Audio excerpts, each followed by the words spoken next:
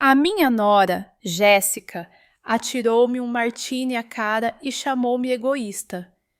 O que fiz a seguir deixou tanto ela como o meu filho, Marcos, estendidos no chão da minha sala de jantar, desmaiados.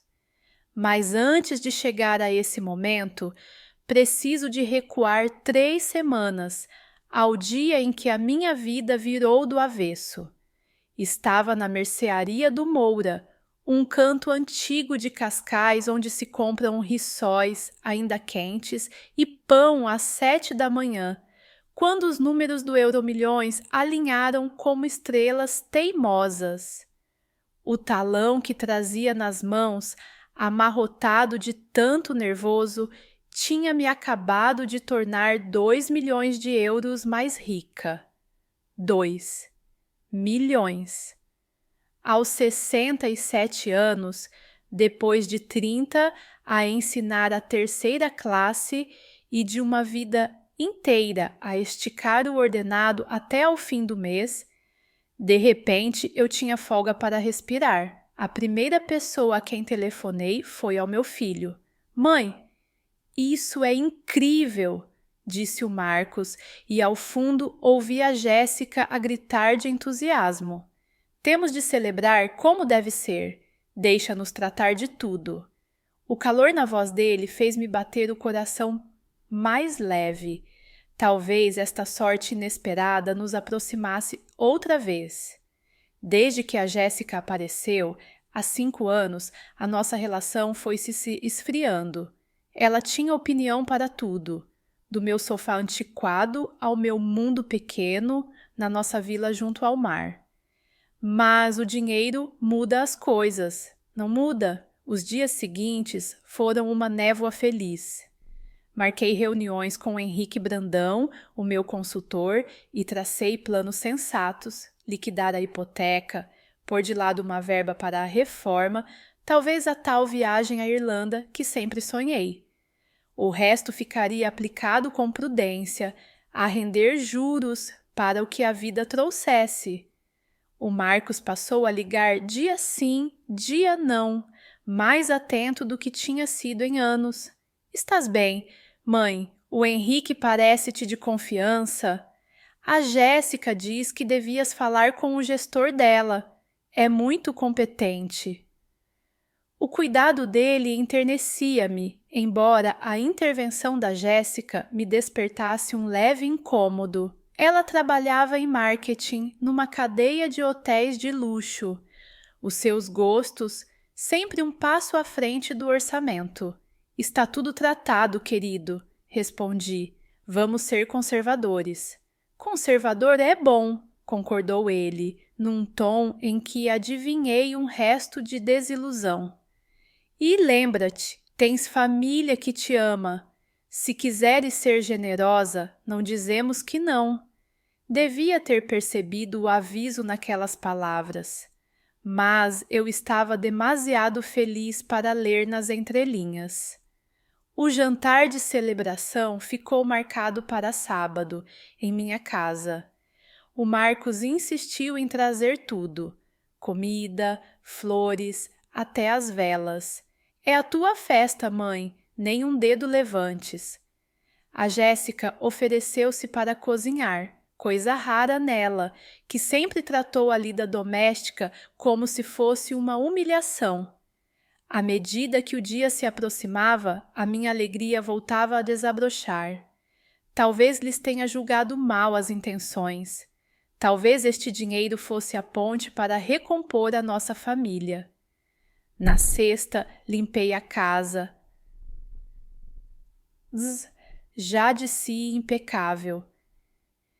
E no sábado fui ao cabeleireiro. O meu cabelo prateado ganhou forma, as mãos um verniz discreto. Comprei um vestido azul marinho de flores miúdas, o objeto mais caro que adquiri para mim em muitos anos.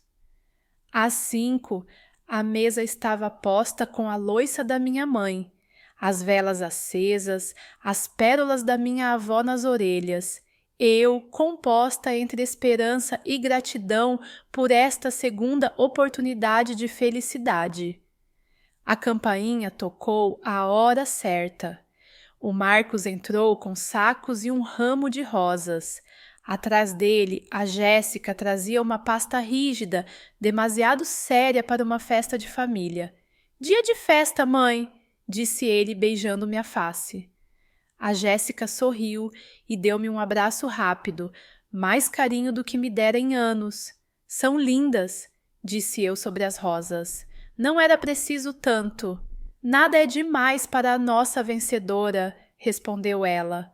O tom, polido demais, fez-me observá-la melhor. Blusa branca engomada, calças escuras, um ar de reunião de negócios. A pasta, pousada junto à cadeira, parecia um presságio.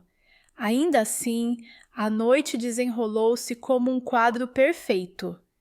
O Marcos não cozinhou, encomendou ao Le Laurier, o francês caro de Lisboa, onde um prato custa mais do que a minha lista semanal do supermercado. A Jéssica, para meu espanto, elogiou a casa. Sabe, Margarida, isto tem mesmo charme, muito autêntico. Margarida. Nunca antes me tratara pelo primeiro nome, sempre a mãe do Marcos, quando não me ignorava. Devia ter reconhecido ali a primeira jogada.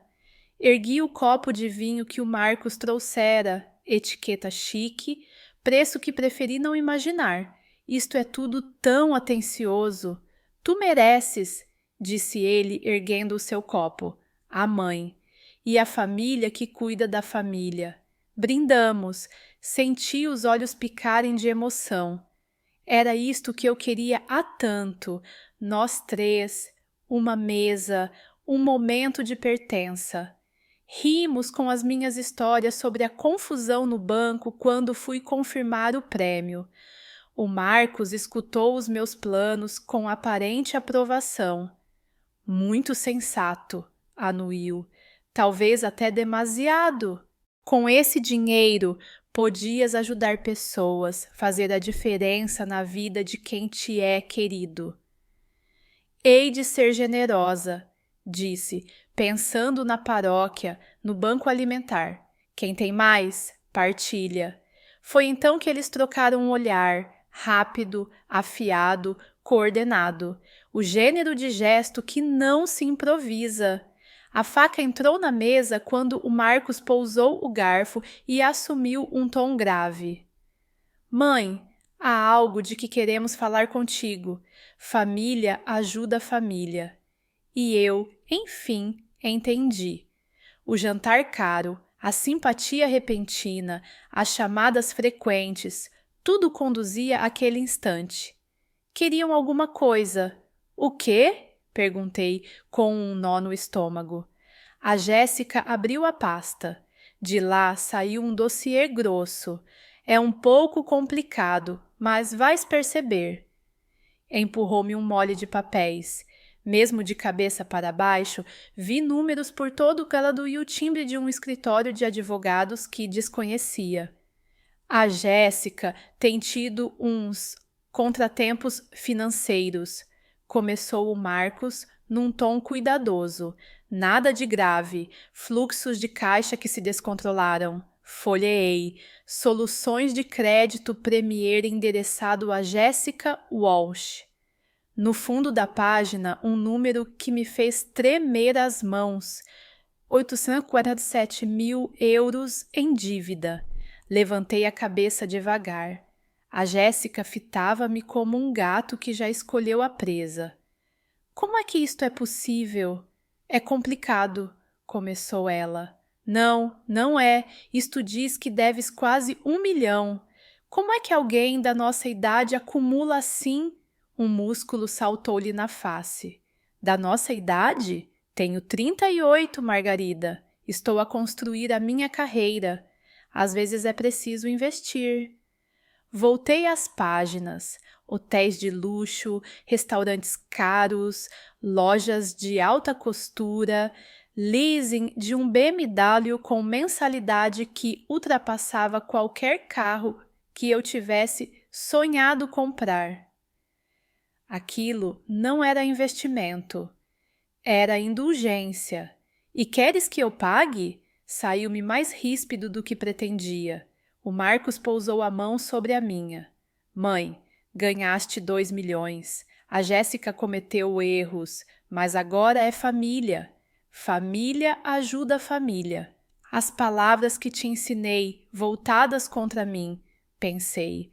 O meu filho, o menino por quem sacrificara tudo, já não era o que eu reconheço. Margarida, disse a Jéssica, a voz doce como mel. Tens 67 anos, vives de forma simples. A casa está paga. O que vais fazer com 2 milhões? O atrevimento tirou-me o fôlego. O que eu ia fazer com o meu dinheiro? Viver, pela primeira vez, sem medo do fim do mês. Viajar, ter segurança. Talvez um dia ajudar os netos, se algum dia os tivesse. Vou viver com ele, respondi, baixa mas firme. É a minha reforma. Vamos ser realistas, mãe, insistiu o Marcos, a impaciência à superfície. Com a pensão e os rendimentos de metade desse valor, vivias mais do que bem. Podias ajudar a Jéssica e ainda ficavas descansada para a vida. O meu estilo de vida, como ele lhe chamou, soava de repente a sentença. Como se a simplicidade provasse que eu não merecia mais. Pousei os papéis, olhei de um para o outro e pela primeira vez vi sem véus. O jantar, o vinho, a súbita ternura, tudo um teatro para chegar a esta cobrança. Não celebravam a minha sorte, faziam contas à minha custa. E se eu disser que não? O silêncio respondeu por eles. O nosso vínculo dependia do meu cheque. Se disseres que não, soltou a Jéssica um riso de vidro a estalar. Mostra bem que tipo de pessoa és. Senti um frio no peito. E tu, Jéssica, que tipo de pessoa és? A que chama investimento a bolsas de 23 mil e noites no Four Seasons? Não percebes o meu setor, e rebateu. Imagem conta. No teu trabalho, que perdeste há 3 meses, devolvi. O Marcos e ela trocaram outro olhar. Foi uma reestruturação, disse ele depressa. Quando é que isso aconteceu? Perguntei. Há 3 meses, admitiu ela. Portanto, sabiam do rombo. Calaram-se.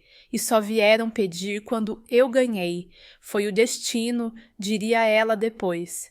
O destino de quem? O meu, que passei décadas a contar tostões? Levantei-me e fui até a janela. O meu pequeno quintal, onde tantas vezes plantei e pensei, estava quieto como uma resposta. De manhã, eu sonhara com a Irlanda e com o luxo simples de dizer sim quando me apetecesse. Agora, pediam-me quase metade do prêmio e chamavam a isso amor. Voltei à mesa. Eles perceberam no meu olhar que a resposta não seria a que esperavam. Os rostos prenderam. Margarida, disse a Jéssica, medindo cada sílaba. Sabes o que isto significa para na nossa relação, não sabes? Se escolheres o dinheiro em vez da família, a ameaça nua, escolher o dinheiro como se dizer não à ruína fosse trair o sangue. Olhei para o meu filho e senti o coração rachar. Isto significa, respondi, que tenho de perceber se criei um homem que confunde amor com transferência bancária. O Marcos empalideceu. Não é justo, mãe. Estás a deturpar. Então explica-me, pedi, sentando-me de novo. Explica como é amor exigir-me 847 mil euros. Não é esmola, cortou a Jéssica. É um empréstimo. Pago-te. Olhei outra vez os avisos de cobrança, os atrasos, as contas já incobráveis. Como me pagas se não pagas a ninguém? A máscara dela rachou. Estou entre posições, tenho entrevistas. E por que não me ligaram antes? Perguntei. Porque eu não tinha como ajudar. O Marcos baixou os olhos. Não queríamos sobrecarregar-te. A sinceridade tardia doeu mais do que uma mentira. Fui à cozinha, voltei com o meu livro de cheques. Eles endireitaram-se ansiosos. Abri, escrevi calmamente 1.000 euros, arranquei e deitei o papel sobre a mesa. Isto é o que posso dar. Um presente, não um empréstimo. A Jéssica olhou o cheque como quem olha uma migalha. 1.000 euros? As minhas prestações mensais são mais do que isso. Então tens um problema maior do que eu posso resolver. Foi nesse instante que ela agarrou no copo. O líquido frio atingiu minha cara. O cheiro a álcool e a azeitona entranhou-se no meu vestido novo. Velha egoísta, sibilou. Preferes guardar o dinheiro a ajudar a tua família. Limpei o rosto com o guardanapo sem lhe tirar os olhos de cima. Senti qualquer coisa a encaixar cá dentro, como um osso que afinal encontra a posição certa. 30 anos de salas de aula ensinaram-me a reconhecer o abuso disfarçado de birra. Sentem-se, disse, a voz tão calma que assustou. Eles obedeceram. Pensam que egoísmo é eu não pagar pelos vossos erros. Deixem-me dizer o que eu chamo egoísmo. Peguei nos extratos. Louis Vuitton, 23.000. Four Seasons, 8.000. Leasing e BMW, 200 por mês. Continuo? A Jéssica ergueu o queixo. Foram despesas necessárias. Soltei um riso sem humor. Vivi 10 anos com menos de 30.000 por ano. Diz-me, em que mundo uma mala de 23.000 é necessária? A resposta dela foi o desprezo. Não posso viver com a tua vidinha pequena, Margarida. O que tu chamas pequeno, eu chamo decente. Pousei os papéis. E agora, já que querem ver o que é egoísmo, inclinei-me, peguei no cheque e rasguei-o devagar, em 4 pedaços que deixei cair no prato vazio ao centro da mesa. A Jéssica ficou boquiaberta. O Marcos perdeu a cor. Eu finalmente recuperei a minha. Se está a ver este vídeo, subscreva o canal e diga nos comentários de onde nos acompanha. A sua voz conta e ajuda esta história a chegar mais longe. Levantei-me. Vão sair da minha casa. Vão resolver a vossa vida sem o meu dinheiro e vão pensar bem se querem uma relação comigo pelo que sou e não pelo que posso dar. A noite lá fora parecia ter parado para ouvir a nossa respiração. Eles não sabiam ainda, mas a partir dali eu já não era a Margarida que aceitava migalhas. Acordei no domingo com uma ligeira dor de cabeça e uma certeza límpida. A mulher que foi regada a martini na noite anterior acabou ali.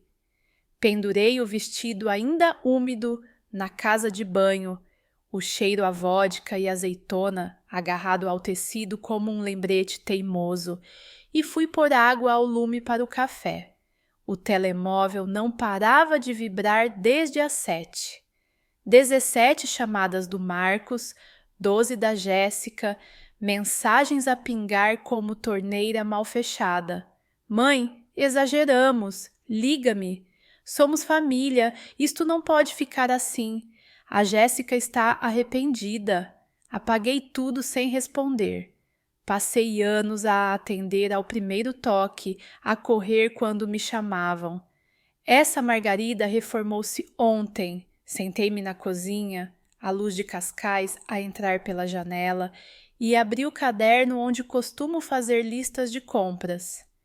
Escrevi no alto, proteção, debaixo 3 linhas, dinheiro, provas, silêncio. Acabei o café, folheei o jornal todo, um luxo de tempo que me soube aferiado, e marquei o número do Henrique Brandão. Margarida, como está a viver esta novidade? A voz dele saiu morna, conhecida. O Henrique trata das minhas economias há 15 anos, sempre comedida, sempre clara. Estou preparada, Henrique, quero mexer nos planos. Metade do prêmio vai para um fundo irrevogável, algo blindado contra pressões, exigências, caprichos, e quero perceber como faço já. Houve uma pausa breve do outro lado. Irrevogável é a palavra certa, mas pesa, não se volta atrás. É essa a ideia. Aprendi de ontem para hoje o peso do meu apelido quando vem acompanhado de uma conta gorda. Não quero passar o resto da vida a justificar o que é meu. Percebo. Tenho disponibilidade amanhã às 10. E, Margarida, é uma escolha prudente. Muitos vencedores do Euromilhões não imaginam a maré que vem atrás do dinheiro. Despedi-me e, antes que o impulso me fugisse, liguei à minha irmã Carolina, que vive em Braga. 5 anos mais velha do que eu, língua afiada, coração que nunca me falhou.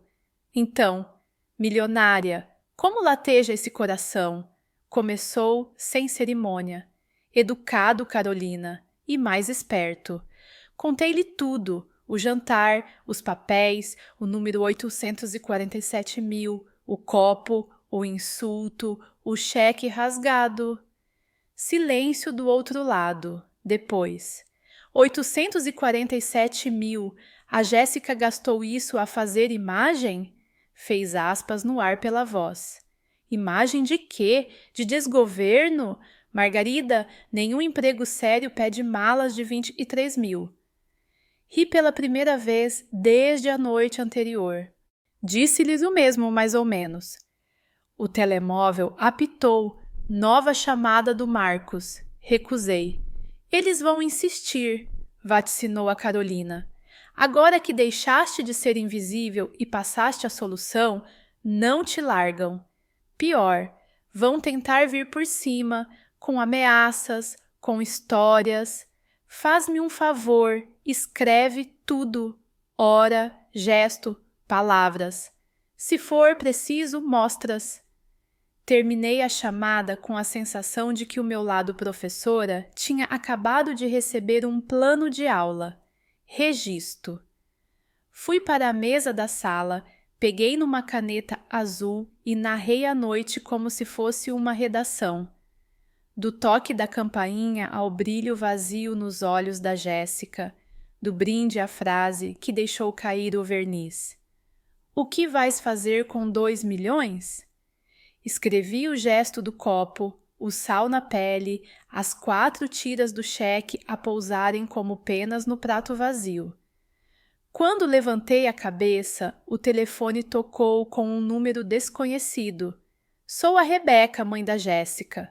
Precisamos de conversar.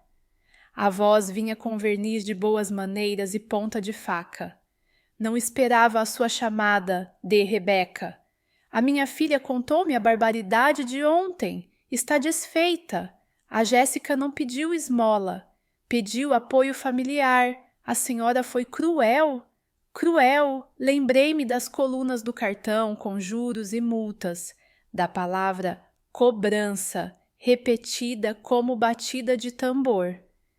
Li em voz alta as contas que a sua filha me trouxe para eu pagar. Se isso soou cruel, não foi a minha voz, foi a realidade. A Jéssica é intensa, mas tem um problema sério. Esta dívida pode arruinar-lhe a vida. E foi ela quem a construiu, compra a compra. Eu não dei cabo disto, não sou o conserto. Mas a senhora tem dinheiro, podia resolver com uma assinatura. É fácil para si. A Jéssica, ela é nova, precisa do futuro. A frase assentou na mesa como uma taça desequilibrada. Sou velha, logo dispensável. Respirei devagar. Sabe, de Rebeca, tem razão numa coisa. Sou velha o suficiente para distinguir entre amor e aproveitamento, e para me proteger de quem confunde família com levantamento multibanco. Desliguei antes que me invocasse Santos. Liguei de novo ao Henrique. Podemos acelerar o fundo? Hoje, se possível. Consigo preparar a papelada para quarta-feira. E Margarida estava a pensar noutra coisa. Uma fundação. Quer promover o que praticou a vida inteira. Educação financeira. Escolhas responsáveis? Sorri pela primeira vez com prazer limpo. Gosto. Chame-se Fundação Escolhas Responsáveis. Se a lição aqui é que não se cura desgoverno com cheques alheios. Desliguei e por uns minutos pus música baixa na rádio. A casa pareceu crescer ao meu redor. A liberdade às vezes não é grito, é silêncio. 2 dias correram sem chamadas atendidas. Na terça à tarde, alguém bateu a campainha com insistência. Abri a porta e encontrei um agente da PSP, farda impecável, boné na mão. Boa tarde, agente Martins, em que posso lhe ajudar? Recebemos um pedido de verificação de bem-estar. O seu filho está preocupado, diz que a senhora não atende.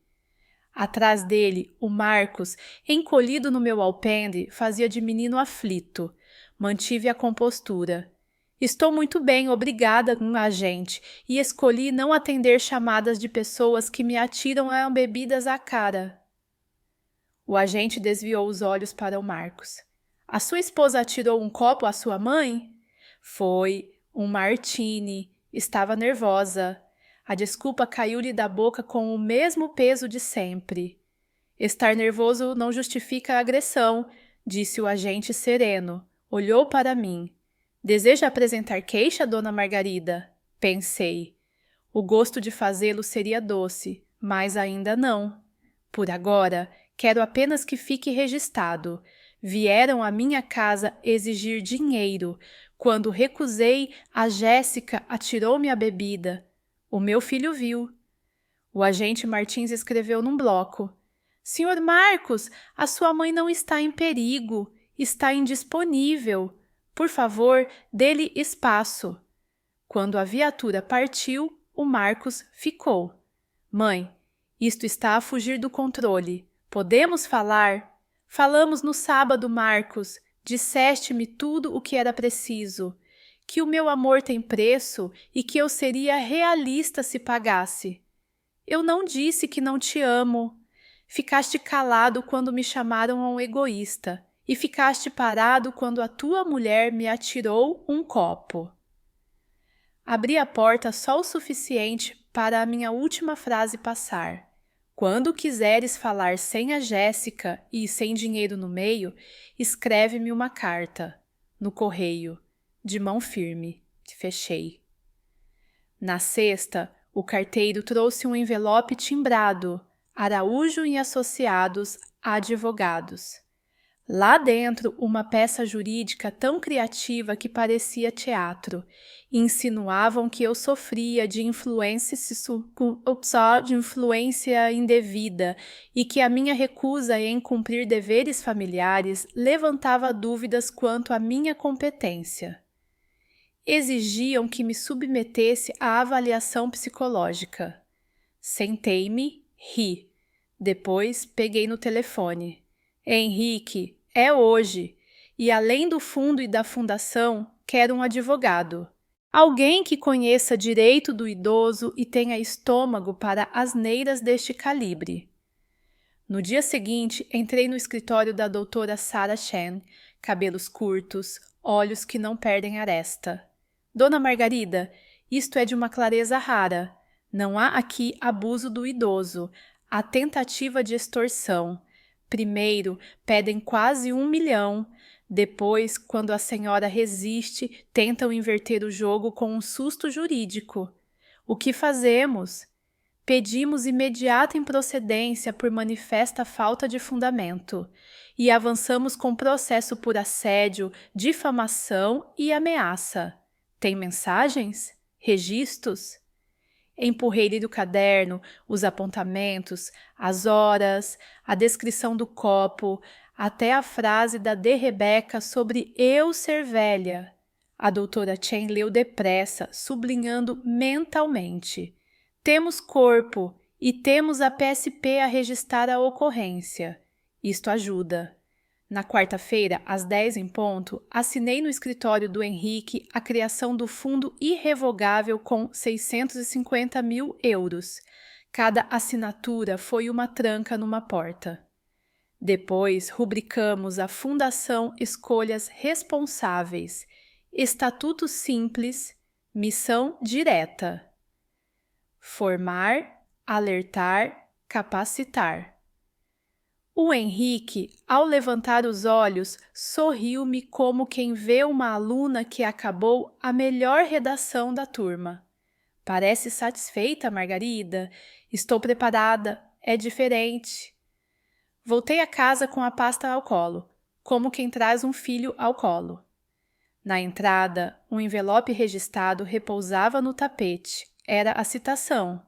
Audiência preliminar no Tribunal de Cascais, quinta-feira. Ri de novo.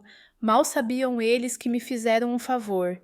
Deram-me tribuna e juiz. Nessa noite escrevi uma carta curta a Carolina. Irmã, não temas, as costas estão direitas, metade está blindada, a outra metade tem dentes. Depois fechei o caderno e fui ao quintal. A luz do fim da tarde pousava nas folhas da minha horta como quem benze. Pensei na rapariga que eu fui, filha de merceeiros honestos, na professora que contei tostões, na mulher que ontem disse basta. Pensei, sobretudo, na próxima sala onde ia entrar. Um tribunal onde as palavras voltam a ter nome e peso. À porta de casa, antes de recolher, falei alto para me ouvir. Margarida, não te assustes com a altura da voz deles. Lembra-te da verdade curta.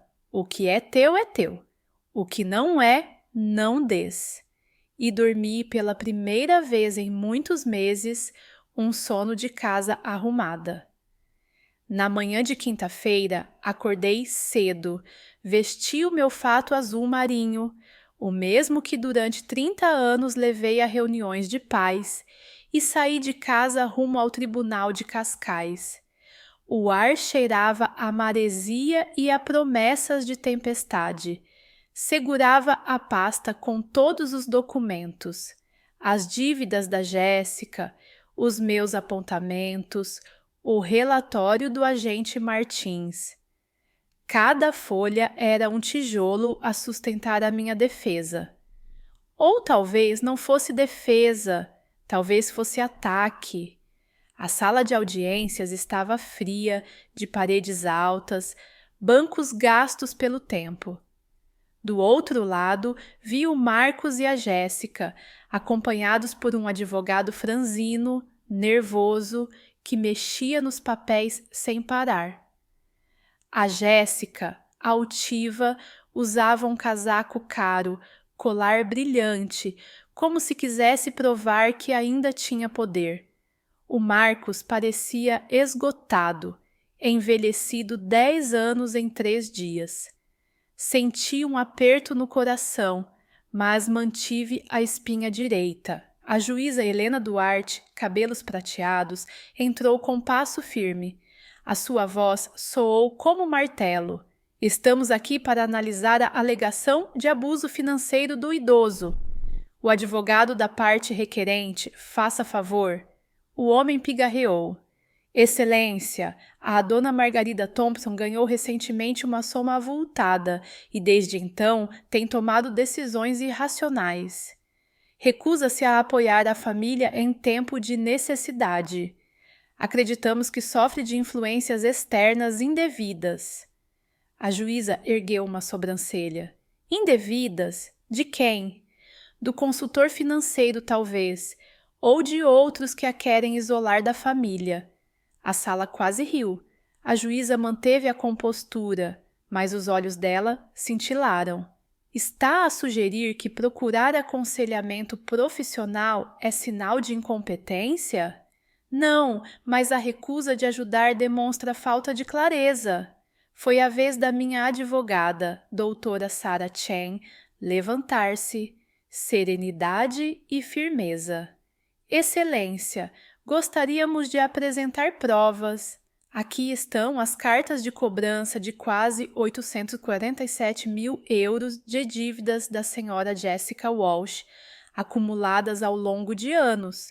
Aqui estão mensagens de pressão, o relatório policial sobre a agressão cometida contra a dona Margarida e ainda registros que mostram que só depois do prêmio de lotaria é que decidiram pedir apoio. Durante 1 hora, a Sarah reconstruiu a história como se fosse uma peça de teatro. O jantar caro, o copo atirado, os olhares cúmplices, a ameaça velada. Cada detalhe era uma pedra lançada. A juíza folheou os papéis devagar. Depois olhou diretamente para a Jéssica. Confirma que deve quase 1 milhão de euros? Sim, mas tenho explicação. Não preciso. E quanto ao Sr. Marcos, confirma que pediu à mãe que pagasse essa dívida? Ele engoliu em seco.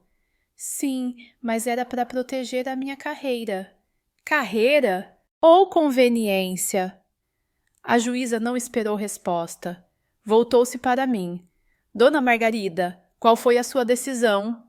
Recusei, porque esse dinheiro é a minha reforma. O que tenho não é para alimentar vícios de consumo. A juíza respirou fundo. Decisão sábia. Este caso é indeferido. E mais, aplico uma multa ao advogado por apresentar ação frívola. Senhora Jéssica, Senhor Marcos, está proibido qualquer contacto com a dona Margarida sobre questões de dinheiro. Qualquer violação resultará em crime de desobediência. Um murmúrio percorreu a sala. A Jéssica empalideceu. O Marcos baixou a cabeça. Senti uma onda de alívio a percorrer-me o corpo, misturada com tristeza. Ganhei, mas a que preço? À saída, a doutora Chen sorriu. Agora avançamos com o nosso processo por assédio e tentativa de extorsão. Com esta decisão, as provas são claras. No fim de semana seguinte, enquanto regava a minha pequena horta de ervas, o telefone tocou. Era o Henrique. Margarida, trouxe-lhe boas notícias. O tribunal já publicou o despacho. A sua posição está sólida. E, a mais, a Jéssica apresentou falência pessoal ontem. A dívida passou de 847 mil para mais de 900 mil com honorários de advogados. Senti uma satisfação estranha, quase cruel. E o Marcos? Separou contas, mas dizem que vai perder a autorização de segurança na empresa. Salário reduzido. Suspirei. Parte de mim queria consolar o filho, mas outra parte lembrava-se do silêncio dele quando o copo me atingiu. 3 dias depois, a Carolina enviou-me um e-mail com o link de uma notícia. Idosa de Cascais vence processo contra a família que tentou extorquir prêmio de lotaria. Li cada linha. O artigo relatava o caso, citava a decisão da juíza e mencionava a Fundação Escolhas Responsáveis. Nesse mesmo dia recebi chamada da RTP. Queriam entrevistar-me. Aceitei. No estúdio, disse apenas: o dinheiro não compra amor. Família é quem nos respeita sem pedir preço. E, às vezes, o maior ato de amor é deixar que cada um enfrente as consequências das próprias escolhas. A entrevista correu o país inteiro. No correio da manhã seguinte, havia cartas de idosos que se sentiram espelhados. Gente que dizia: obrigada por dar voz ao que vivemos.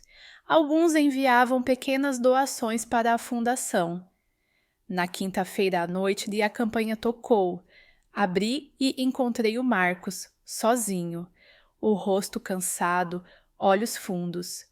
Mãe, sei que não devo, mas precisava de falar. Se vieste pedir dinheiro, o tribunal já decidiu. Não, vim pedir perdão. Pedi o divórcio ontem. Deixei-o entrar, mas sentei-me com cautela. Ele apoiou-se na mesa, o mesmo lugar onde tudo começara. Devia ter te protegido. Devia ter parado a Jéssica quando ela te insultou. Em vez disso, deixei que me convencesse de que tu eras injusta. Ontem descobri mais. Dívidas escondidas, créditos que nunca me contou. Ela estava a preparar-se para controlar a tua vida.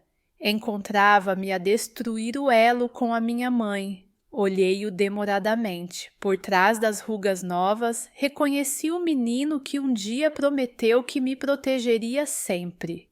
Nunca deixei de te amar, Marcos, mas deixaste de me ouvir. Ele chorou. Pela primeira vez em anos, quando saiu, deixou um dossiê em cima da mesa. Lá dentro, papéis que provavam que a Jéssica pesquisava há meses sobre tutelas de idosos e processos de interdição. Queria tomar posse da minha vida, prêmio ou não. O bilhete dele dizia apenas: Mãe, desculpa, estou contigo. Naquela noite fechei o dossiê e olhei para a janela. O luar de Cascais cobria o jardim. Pensei, não sou vítima, sou sobrevivente.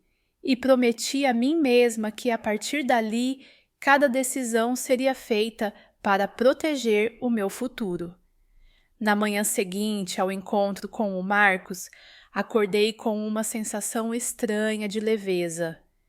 Não era perdão completo, mas talvez fosse o primeiro passo. Abri as cortinas do meu quarto e deixei o sol de Cascais inundar o espaço. A brisa cheirava a mar e durante um instante permiti-me acreditar que a tempestade tinha passado. Mas o telefone voltou a tocar. Número desconhecido. Atendi por impulso. Dona Margarida, aqui fala o advogado Peterson, do escritório Araújo e Associados.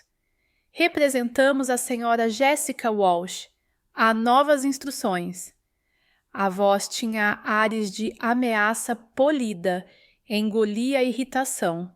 Ouça, senhor doutor, a juíza já decidiu, a ação foi indeferida e há uma ordem de afastamento. Estamos cientes, mas a senhora Walsh pretende recorrer. Alega que a sua conduta demonstra alienação e que poderá estar a ser manipulada pelo seu consultor. Sorri com amargura. Manipulada? Eu o ensino crianças há 3 décadas. Aprendi a distinguir birras de argumentos. Se insistirem, prepare-se para enfrentar também uma acusação de assédio. E não me ligue mais. Tenho advogada. Desliguei e enviei de imediato mensagem à doutora Sarah Chen, relatando a chamada. Ela respondeu em minutos. Deixe comigo. Já esperava. Vamos transformar cada passo deles em munição para o nosso processo. Sentei-me com um chá de camomila. O coração acelerava, mas a mente estava lúcida.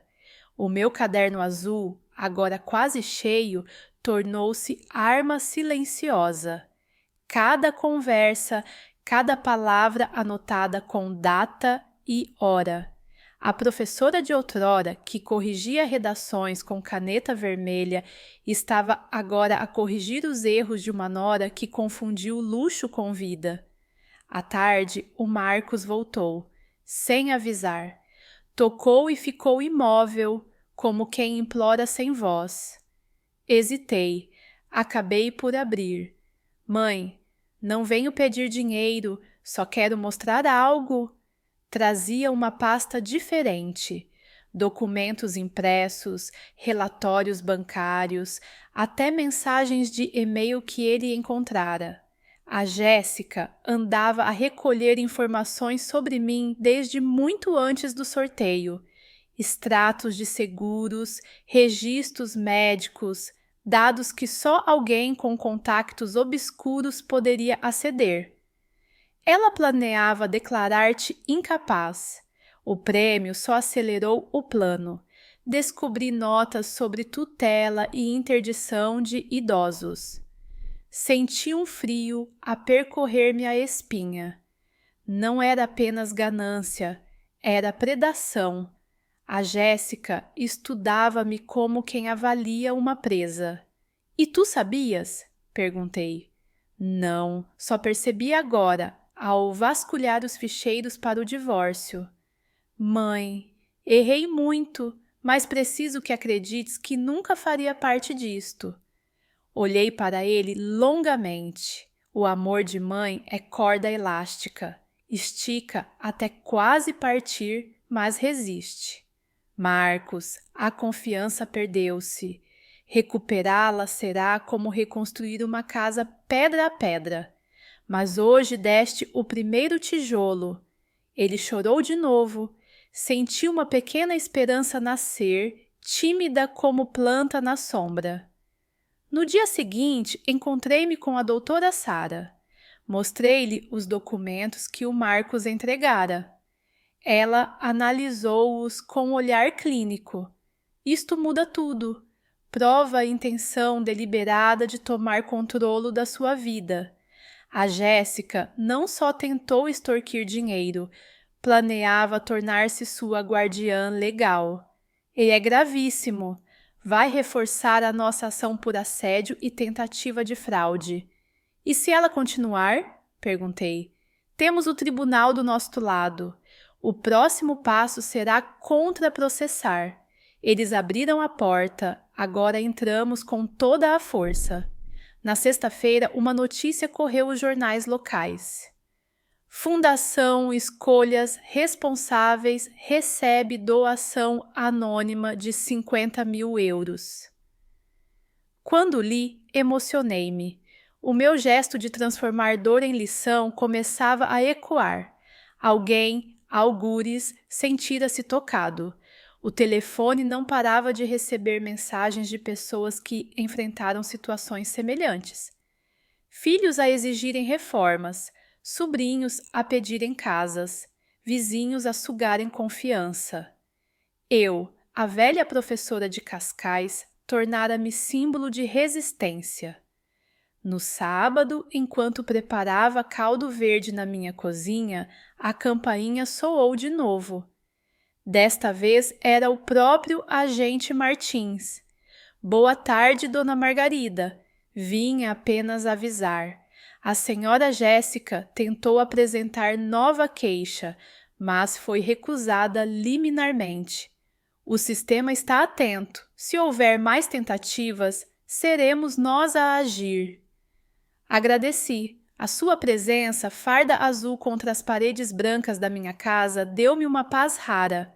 Mas a Jéssica não se calava. Na segunda-feira seguinte, recebi uma carta anônima no correio. Isto não acabou. Vais arrepender-te de virar as costas à tua família. J. Guardei no dossiê. A cada ameaça, um novo tijolo na muralha. Dias depois, chegou a primeira audiência do nosso contraprocesso. A sala estava mais cheia, jornalistas curiosos. A doutora Sara abriu com firmeza. Excelência, provaremos hoje que a senhora Margarida foi alvo de uma campanha de manipulação financeira, pressão psicológica e até agressão física. A tentativa de inverter esta narrativa foi apenas mais uma estratégia abusiva. Apresentou fotografias do meu vestido manchado, cópias dos extratos, a carta da mãe da Jéssica, onde dizia que eu já não precisava de dinheiro por ser velha. Cada prova era um prego no caixão da arrogância deles. O advogado da outra parte tentou interromper, mas a juíza Duarte não lhe deu espaço. Basta! O tribunal não é palco para encobrir luxos insustentáveis. No intervalo, sentei-me num banco de madeira e observei o Marcos ao fundo. Ele não falava com a Jéssica, mantinha distância. Olhou-me uma vez, tímido, como quem pede desculpa sem palavras. Eu respirei fundo. Ainda não era perdão, mas já não era ódio. Na saída, uma jornalista aproximou-se. Dona Margarida, o país inteiro acompanha o seu caso. Como se sente? Respondi simples. Sinto-me forte, porque descobri que a verdadeira riqueza não são números na conta, mas a liberdade de dizer não quando tentam comprar o nosso amor. As câmaras registraram. A minha voz ecoou naquela noite em noticiários. Recebi dezenas de cartas de idosos que, pela primeira vez, ousaram resistir a familiares exigentes. Alguns diziam: se a Margarida conseguiu, eu também consigo. Cheguei a casa tarde, cansada, mas em paz. No meu quintal, a lua iluminava a horta de salsa e coentros. Pensei em tudo o que perdera: confiança, inocência, ilusões, mas também no que ganhara: voz, respeito, coragem. Peguei numa folha de papel e escrevi: plano de vida. 1. Proteger-me. 2. Ensinar. 3. Viver. Coloquei na porta do frigorífico como lembrança diária. Naquela noite adormeci com a certeza de que a batalha estava longe do fim. A Jéssica não desistiria facilmente, mas eu também não, e pela primeira vez em muito tempo não tinha medo. Na semana seguinte à audiência, o silêncio instalou-se como nevoeiro. Nem chamadas, nem cartas. Por momentos, pensei que talvez a Jéssica tivesse finalmente desistido. Mas a experiência ensinara-me. Quando o inimigo se cala, não é paz, é estratégia. Na terça-feira de manhã, enquanto regava o meu pequeno jardim, o telefone tocou com o número bloqueado, atendi apenas por instinto. Isto não acabou, Margarida, disse uma voz feminina, cortante. Podes ter ganho uma batalha, mas a guerra é longa.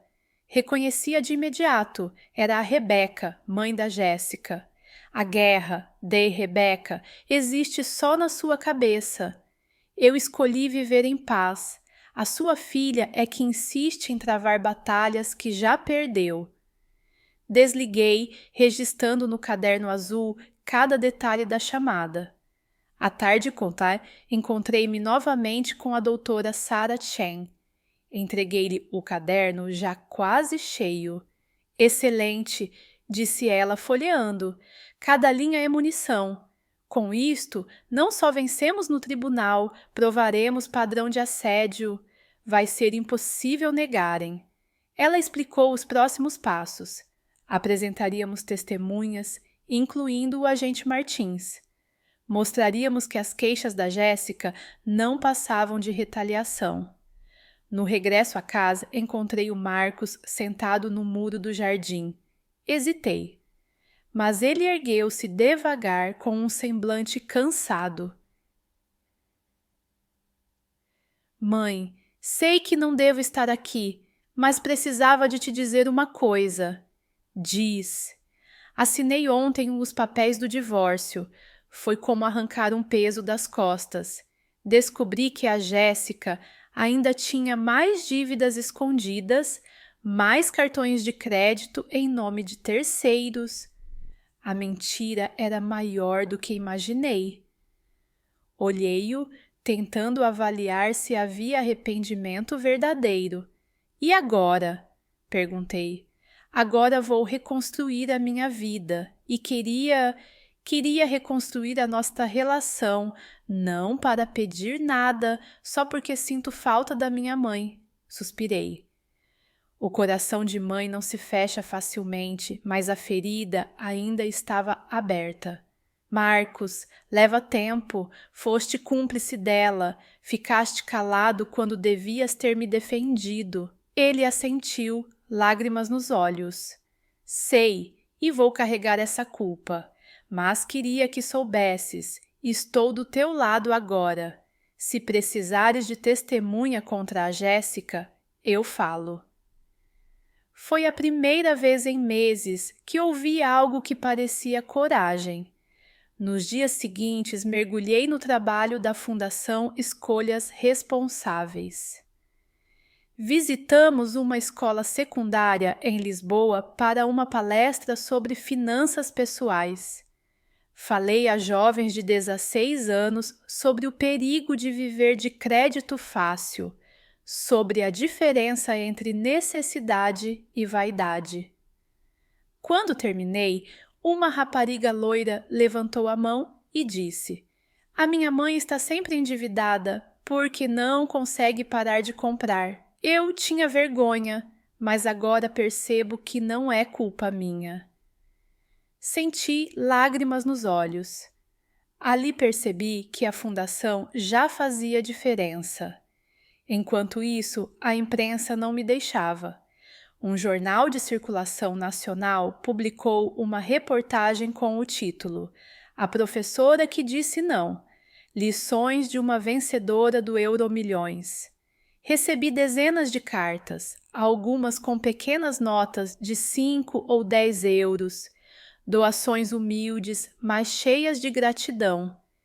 Cada uma reforçava o meu propósito. Na sexta-feira, contudo, recebi notícia inquietante.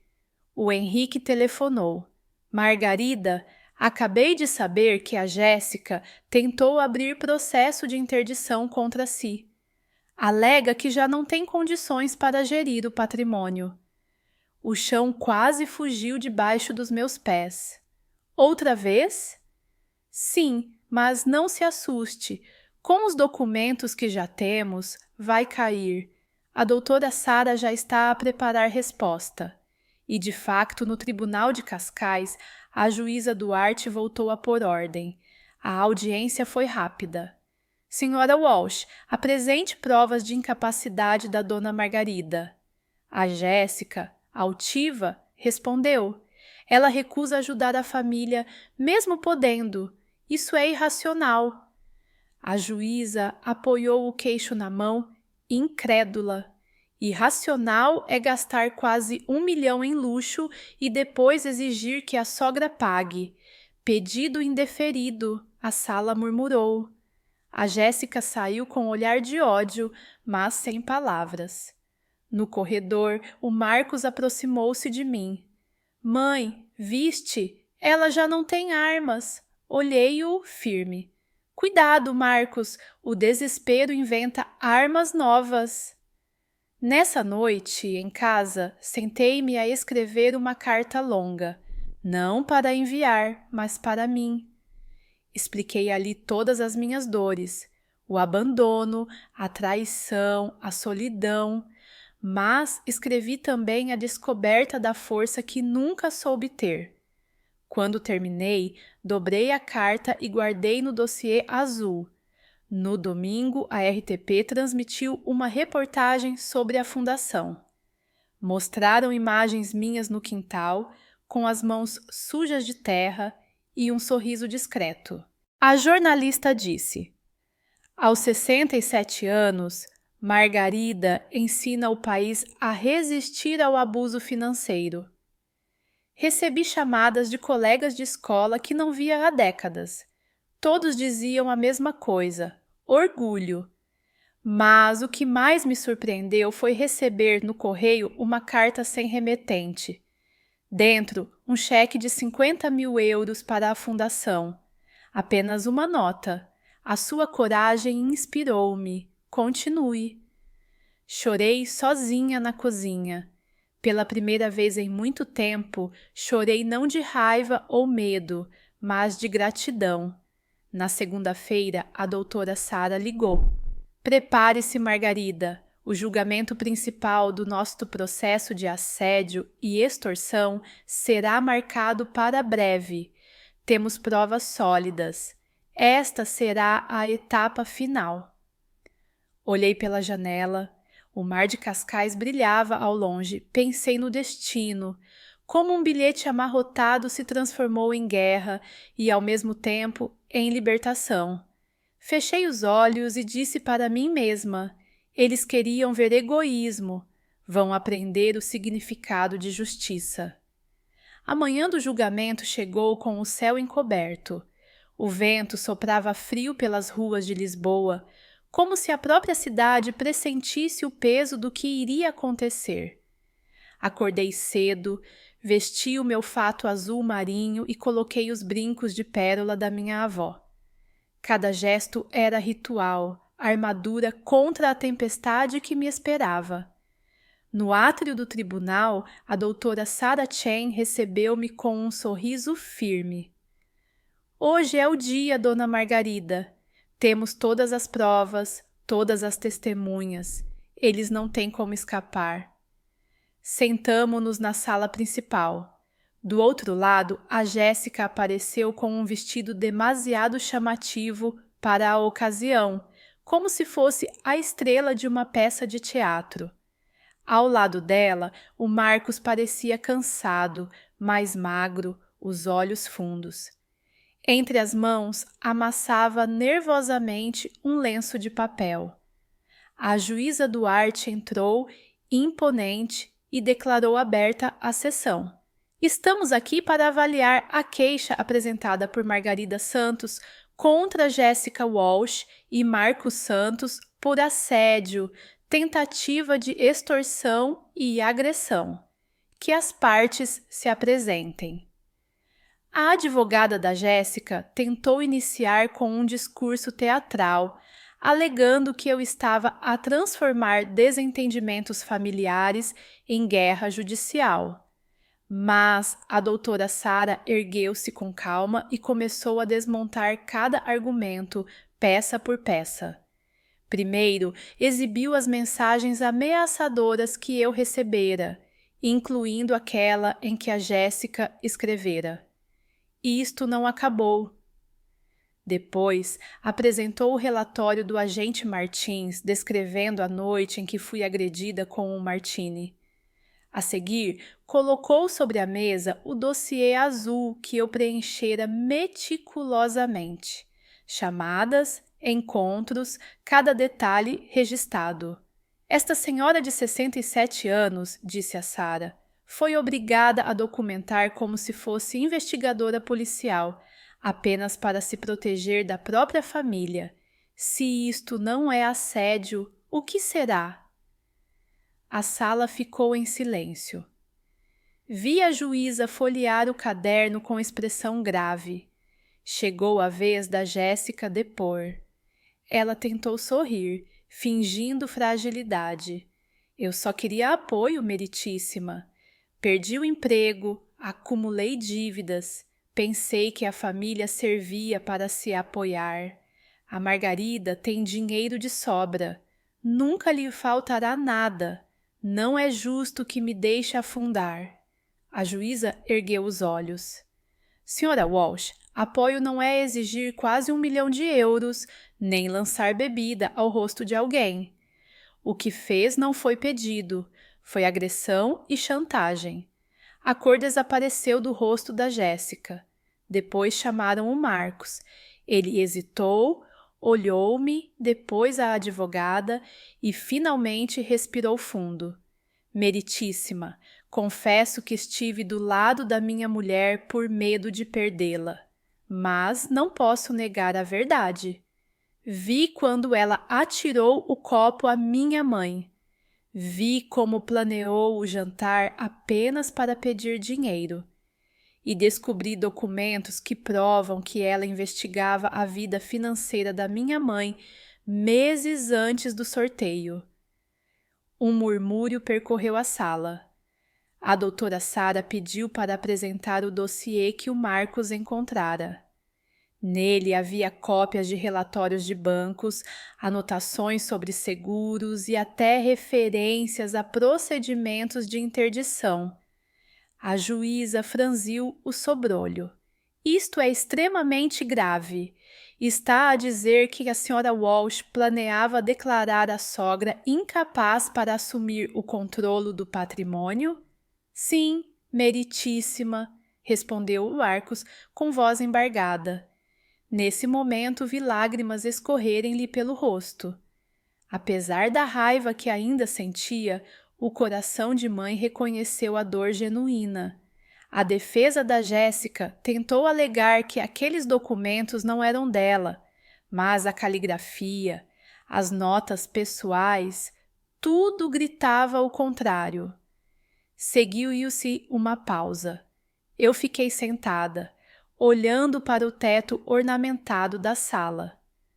Lembrei-me dos anos em que vivera com tão pouco, da luta para pagar contas, do orgulho em cada pequeno gesto de independência.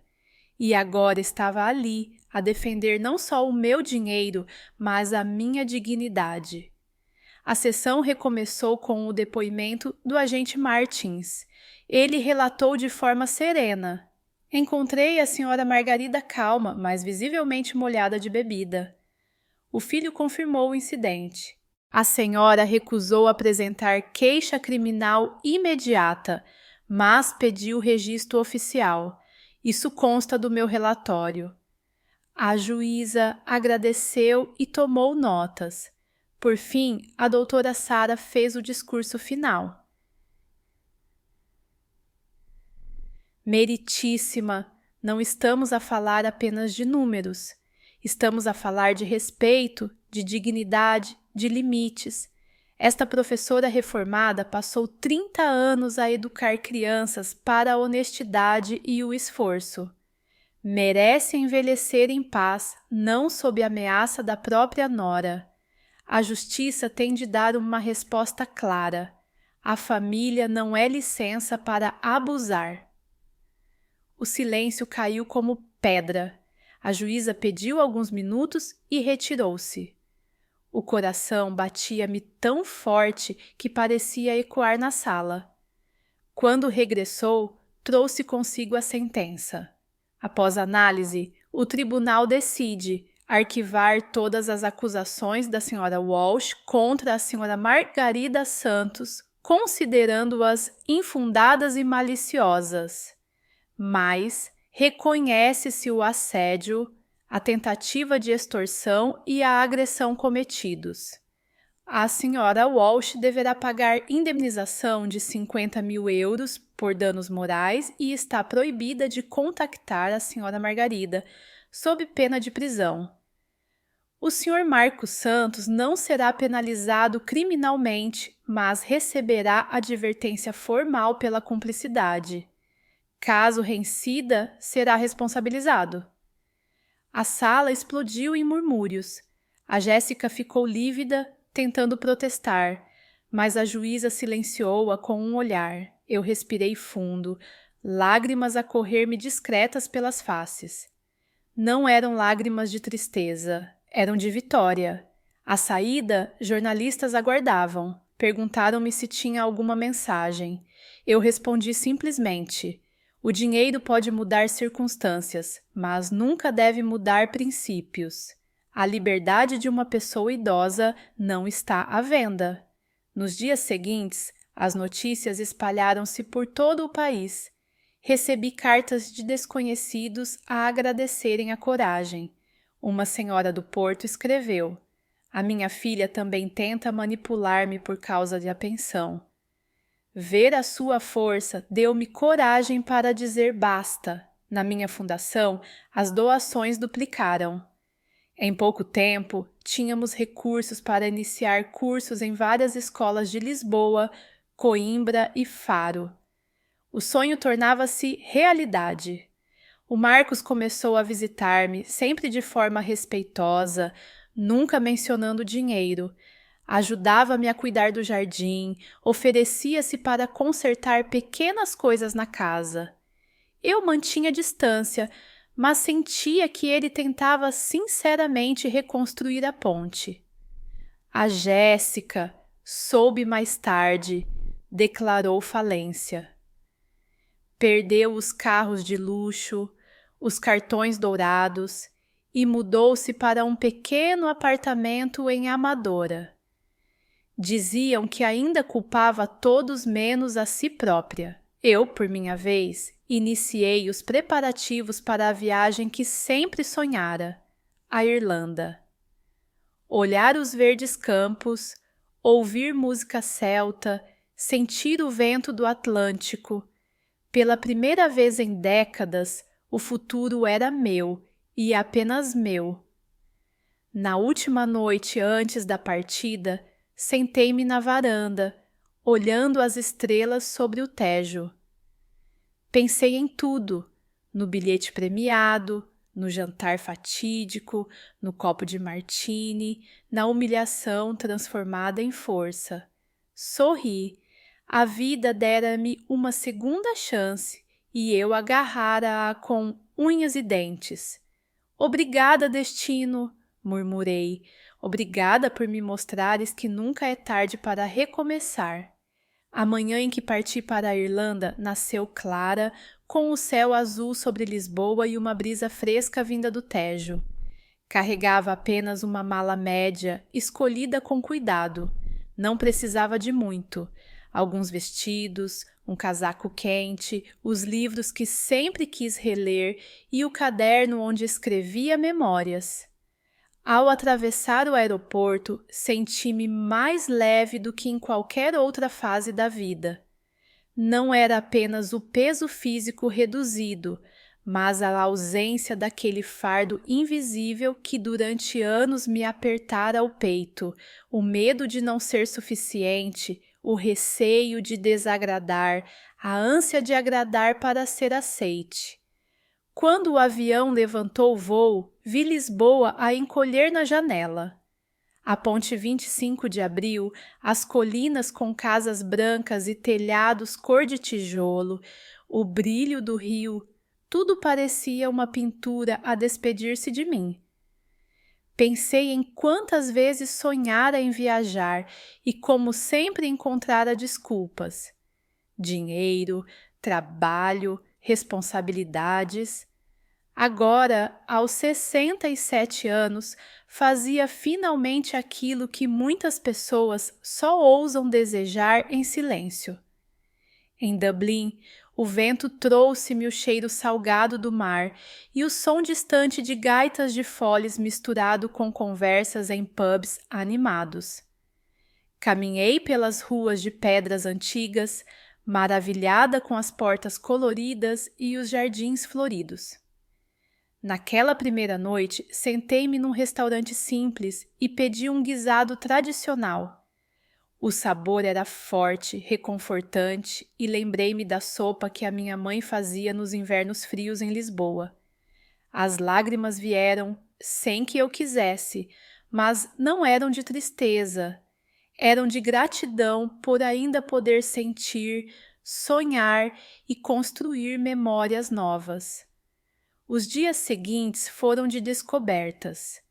Vi as falésias de Moher, onde o Atlântico se lançava em ondas gigantes contra a pedra. O vento quase me arrancava o chapéu, mas eu ria sozinha, como uma menina que sente a liberdade pela primeira vez. Fiz amizade com outros viajantes, pessoas que se surpreendiam ao ouvir a minha história. Alguns perguntavam: como teve coragem de enfrentar a sua própria família?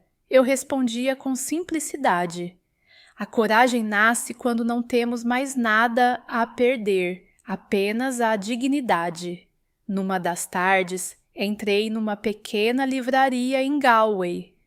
No canto havia uma secção dedicada a memórias de mulheres idosas que tinham mudado as suas vidas após a reforma. Folheei um livro em que a autora descrevia como viajara pelo mundo depois de um divórcio difícil. Sorri. Não estava sozinha. Quantas de nós passamos a vida inteira a cuidar dos outros, apenas para descobrir tarde que também merecemos cuidar de nós?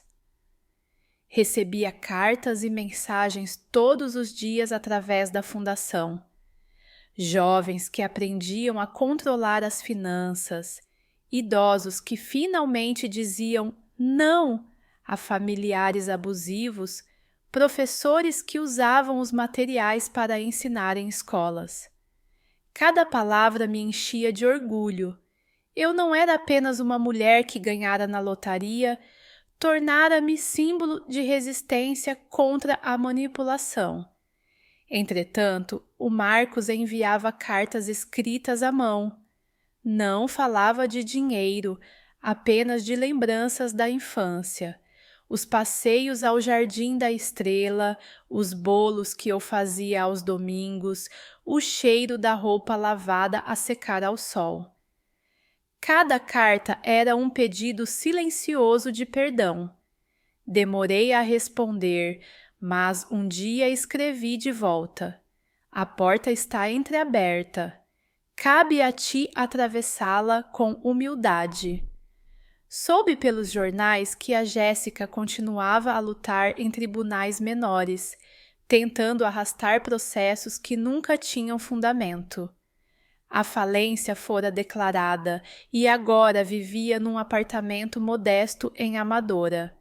Havia perdido o brilho arrogante, mas não a obstinação. Era como se não soubesse viver sem procurar conflito. Numa noite tranquila, em Cork, sentei-me à beira do rio Lee, com as luzes da cidade refletidas na água. Escrevi no meu caderno: a verdadeira fortuna não está no dinheiro, mas na liberdade de escolher. Ganhei 2 milhões, mas o que realmente conquistei foi a coragem de dizer não, de proteger o meu valor, de ser fiel a mim mesma. Quando regressei a Portugal semanas depois, encontrei a casa tal como a deixara. As flores do jardim estavam mais vivas, como se também tivessem resistido em minha ausência. O vizinho, o Sr. Almeida, trouxe-me pão fresco e disse: Dona Margarida, toda a rua fala da sua história. É inspiração para muitos.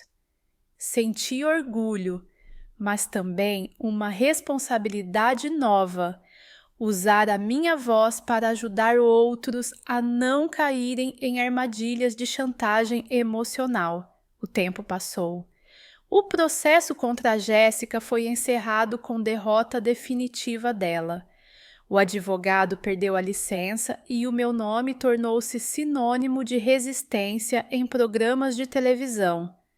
Fui convidada para conferências sobre literacia financeira e envelhecimento digno.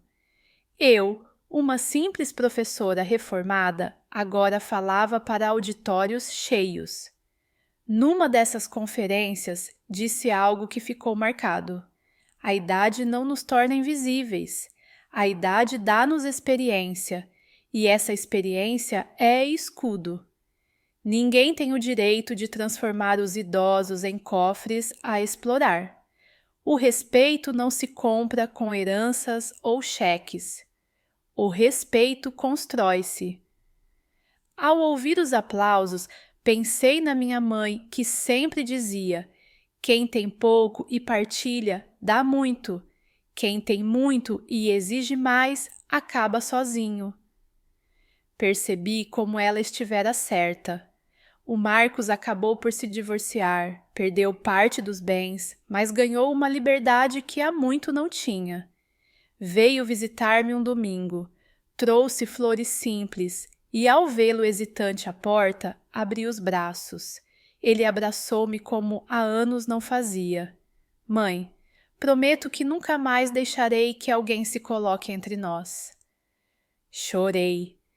Não pelo passado, mas pelo futuro que ainda podíamos reconstruir. As semanas seguintes foram serenas. Continuei a viajar por Portugal, conhecendo cidades que, apesar da proximidade, nunca tinha visitado. Évora, com os templos romanos, Braga, com as igrejas antigas, o Algarve, com praias douradas. Sentia-me turista no meu próprio país, redescobrindo tudo com olhos renovados. Numa tarde em Coimbra, entrei numa igreja silenciosa. Acendi uma vela não por fé, mas por gratidão. Pensei em tudo o que perdera e em tudo o que ganhara. Talvez fosse isso a vida, um balanço constante entre dores e conquistas. Na volta para Lisboa, parei numa ponte e observei o pôr do sol sobre o Tejo. As cores alaranjadas refletiam-se na água, lembrando-me que cada fim é também um começo. Respirei fundo e sorri. O destino dera-me uma surpresa com aquele bilhete premiado. Mas o verdadeiro prêmio fora descobrir que ainda podia escrever a minha própria história. E que, mesmo depois de traições e lutas, era possível renascer. Quando cheguei a casa, sentei-me no jardim com uma chávena de chá nas mãos.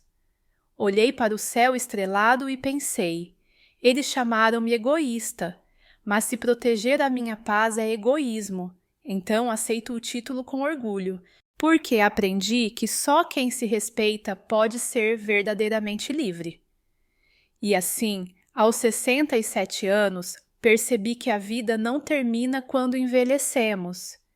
Pelo contrário, é quando finalmente compreendemos o valor de cada escolha que a vida realmente começa.